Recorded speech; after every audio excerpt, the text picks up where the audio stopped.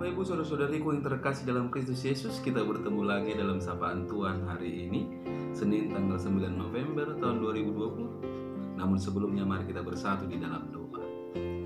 Damai sejahtera Allah yang melampaui segala akal, itulah yang memelihara hati dan pikiranmu di dalam Kristus Yesus Tuhan kita. Amin. Saudaraku yang terkasih, sapaan Tuhan buat kita hari ini terangkat dari kitab 1 Tesalonika pasal yang kelima yang ke-11. Demikian firman-Nya. Karena itu nasihatilah seorang akan yang lain dan saling membangunlah kamu seperti yang memang kamu lakukan. Demikian firman Tuhan.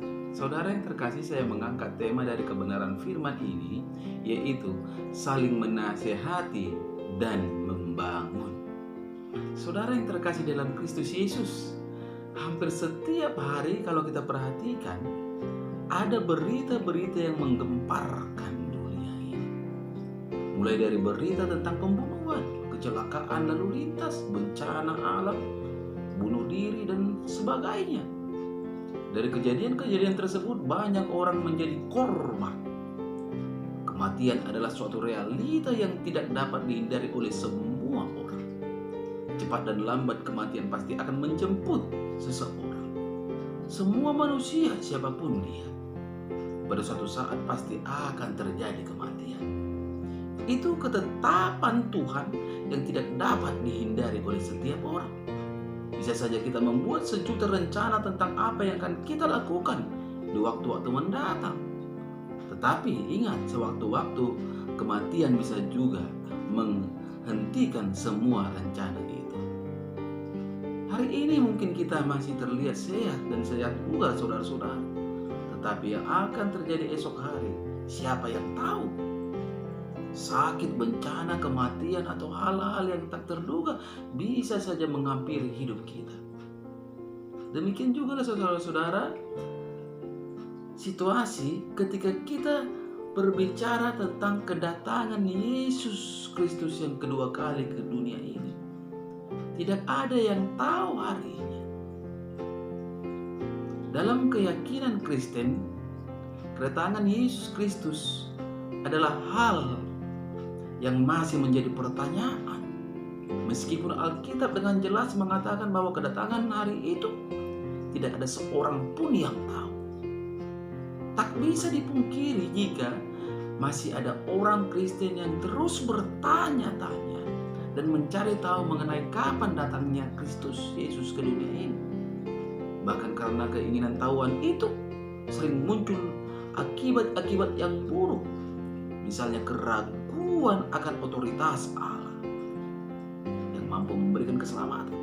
Bahkan kemungkinan terburuk lagi adalah menjadi seorang ateis. Rasa penasaran itu pula bisa membuat jemaat melupakan tugas dan tanggung jawabnya selaku orang Kristen, yakni menunjukkan kasih dan imannya dalam perbuatan kepada sesama. Kita harus tahu, kita adalah anak-anak terang yang sangat berbeda dengan anak-anak kegelapan. Kita bukan hanya berpangku tangan menunggu atau bertanya-tanya kapan waktu itu akan tiba.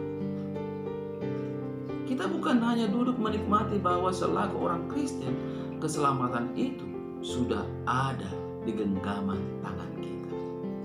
Tetapi selama waktu itu masih ada, kita harus saling membangun satu dengan yang lain, saling menasihati dan mewartakan kabar baik ini kepada orang yang belum percaya ataupun mereka yang masih ragu-ragu.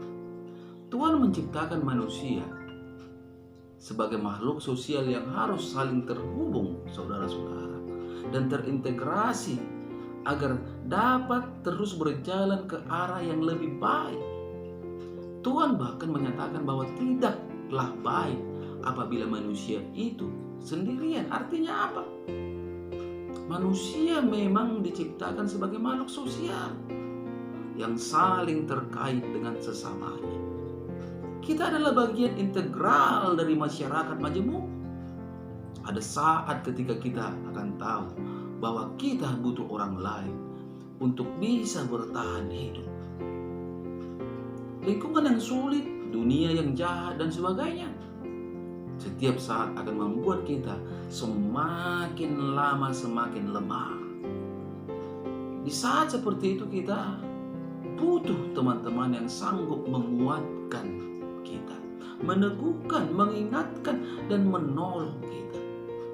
Ada waktu kita butuh kekuatan dan penguatan. Sebaliknya, ada saat ketika kita juga bisa memberi penguatan. Tidak ada manusia yang sempurna 100% kuat dan sanggup mengatasi segala-galanya sendirian. Bayangkan saudara-saudara, jika kita tidak memiliki teman-teman yang bisa saling mendukung dan saling menasihati, memberi masukan, mengingatkan, menegur apabila kita melenceng dari kebenaran firman Tuhan. Sebagai manusia, kita pun butuh orang-orang di dunia ini yang secara langsung bisa bertemu dengan kita dan memberi dukungan moral atau bantuan lainnya agar kita bisa bertahan hidup. Saudaraku yang terkasih dalam Kristus Yesus, inilah yang diingatkan oleh Paulus kepada jemaat Tesalonika dan kepada kita saat ini selaku orang-orang percaya, agar di dalam perjalanan hidup ini sembari kita menanti kedatangan Yesus yang kedua kali, marilah kita saling menasihati dan saling membangun sehingga kita beroleh keselamatan ketika Tuhan datang untuk yang kedua kalinya. Jangan memberikan sikap yang salah, yang sia-sia, yang akan menjerumuskan kehidupan kita. Tetapi selagi ada waktu, mari selalu berbuat, bertindak yang baik dan benar, saling menolong, saling membantu. Wujud nyata kasih Tuhan ada dalam kehidupan kita. Yakin dan imani kehidupan, keselamatan, kedamaian akan menjadi bagian hidup kita. Amin. Kita bersatu dalam doa. Terima kasih Bapa di surga untuk kebenaran dari firman-Mu yang berkumandang pada saat ini melalui media YouTube yang mengingatkan kami untuk saling membangun di dalam perjalanan kehidupan ini dan saling menasihati. Bapa di surga, mari Kau menerangkan kebenaran firman-Mu di dalam kehidupan setiap para pendengar dimanapun berada, sehingga iman kami semakin bertumbuh hari demi hari dan semakin tahu apa yang harus kami perbuat demi kemuliaan nama Tuhan dan menjadi kehidupan kami. Bapa, mari Kau berkati setiap para pendengar sehingga mereka beroleh kekuatan ketika mereka lemah, mereka beroleh kesembuhan ketika mereka sakit, mereka beroleh jalan keluar ketika mereka mendapatkan permasalahan. Hanya kepadamu hamba memohon, hanya kepadamu hamba berseru, karena Engkaulah Allah kami yang sangat luar biasa yang mampu mengatasi segala perkara. Tuhan Yesus, hamba-Mu juga berdoa untuk setiap jemaat yang telah Engkau percayakan kepada hamba-Mu ini.